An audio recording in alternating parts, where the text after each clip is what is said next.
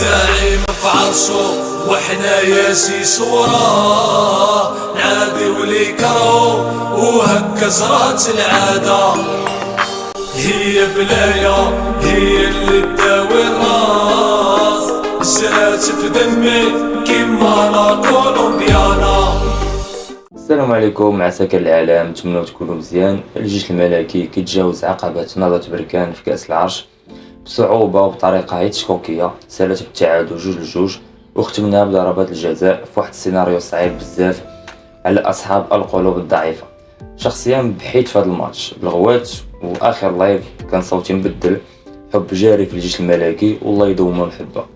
كيف قلت لكم الماتش كان صعيب، سورتو مع الاصابات اللي كانت عندنا. لعبنا بدون بن عبيد والصوابي حمودان ايتور خان، كذلك بالنسبه للاجراي اللي ما كانش واجد، ومع ذلك لعبنا بطريقتنا، وهادشي كيدل على ان لي فار عنده واحد ستيل دو جو اللي خدمات عليه 3 سنين، الاستحواذ وبناء الهجمه من الخلف.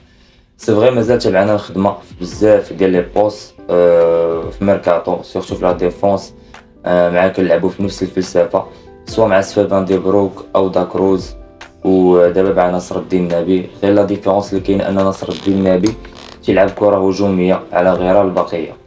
بالنسبه للماتش في الدفاع عندنا تيخوف الخوت، تماركوا علينا 2 بيوت بطريقه ساذجه كان بامكان نتفاداوهم. الشيء اللي تيحز في النفس ان الاداره باقي ما بغاش تعاقد تجيب لينا مدافع يكون واقف وماشي غير واحد على حساب الشونجمون.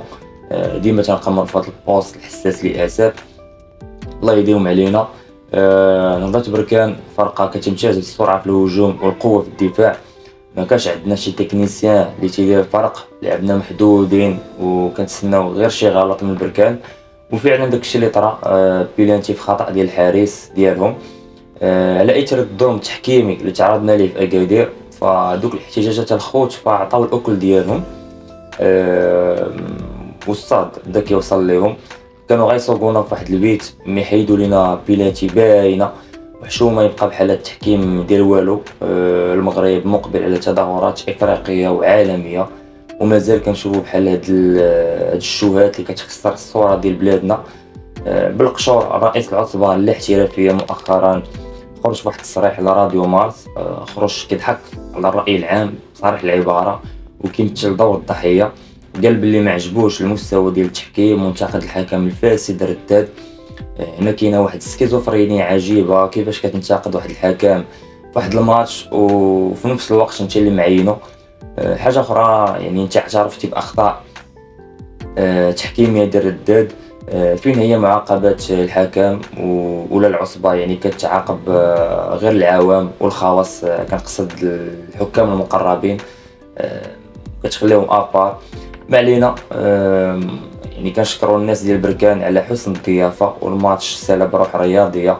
ما نساوش الصحافه منهم هذا السيد كتب بموضوعيه وما سرقناش التاهل. بالنسبه لدوك اللي كيتسناونا في الدوره، السلام عليكم. قول كاع اللي مقوسين علينا واللي كينافسونا واللي ما حامليناش، هاكو والى اللقاء في حلقه قادمه بحول الله. ستريس على الخوت في البيلانتيات، ولكن برافو برافو برافو للدراري، كانوا رجال. بقيت غير كنشوف الخوت في واحد البيلانتي ديال زهير مرور. يعني في الاول بعدا بدينا في المدافعين هما الاولين. شوفوا معايا البيلانتي ديال زهير مرور، راه بواحد الهدوء ضربها راه ما يمكنش.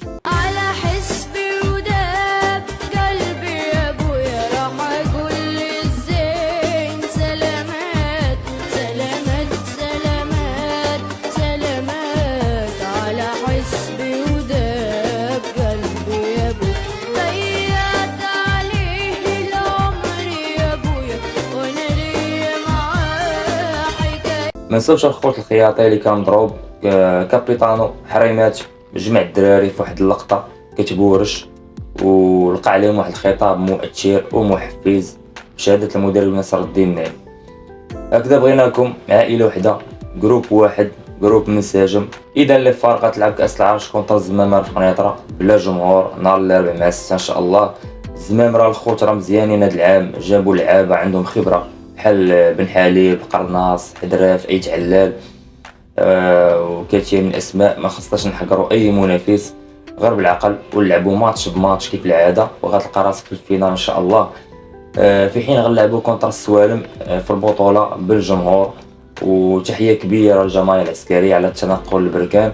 ما نسوش ان الاداره يعني اختارت تعطي رجل المقابله للجمهور، وشكراتهم على المجهودات اللي كيديروا الجباره. لاكرين تاع عسكريه كانت حاضره في هذا الماتش، وصراحه الدراري تقاتلوا وداروا اللي عليهم. المهم هو التاهل.